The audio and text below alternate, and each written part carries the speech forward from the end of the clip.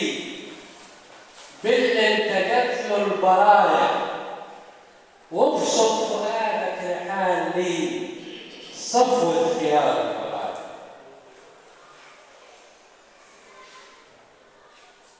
هقول قصيدة بمناسبة المولد النبوي. أنا كتبت يمكن 20 قصيدة وقطعتهم كلهم، كل ما أكتب قصيدة ألاقيها لا تليق بمقام حضرة المصطفى جدي سيدنا النبي عليه أفضل الصلاة والسلام. تجليات عاشت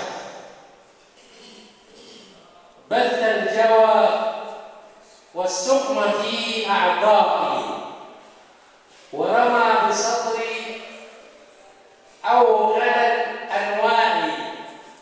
بث الجوى والسقم في أعضائي، ورمى بصدري أغول الأنواء.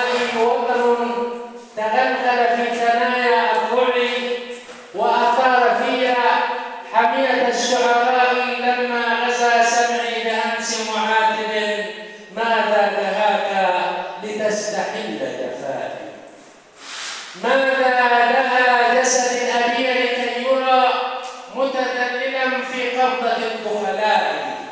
ومساجدي ومعابدي وعقائدي تلهو بها مسق من العملاء، وطفولتي وصباوتي وكهولتي ومرافقي وشواطئي وسمائي قطعته. كلا ورب المصطفى، أنا نافقت مروءتي وحيائي. أنا ذلك الصب الذي لعق الثرى لفراق موطنه القريب النائي.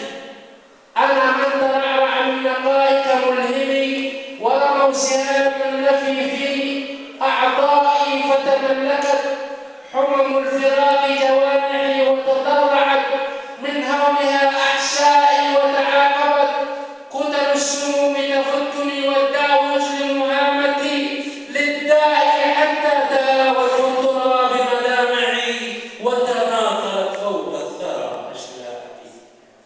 لكن ضيفك قد أعاد جوائحي، فصعدت في شوق، فصعدت في نعم إلى الأجواء. ورأيتني شق السماء ميمنا، ولمحت من خلف الغمام دوائي. فنهلت من فرقان رب المصطفى، ورحيم سدرة أحمد الغناء. فأورغت عيناي خشية خالقي، وأشعتا كالبرق في الظلماء. وتجمعت در الحقيقة فيهما، لما لمحتك موطن الشرفاء. تختار فوق العالمين وتزدهي متبدلا في العصبة العصماء.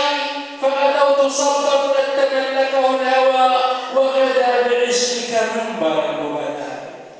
يا منهل المشكوبة لن يبقى العدا ما دام عشقك جاريا بدمائي. فالصدق طبعي، والمروءة شمتي، والحق درعي، والكفاح لوائي.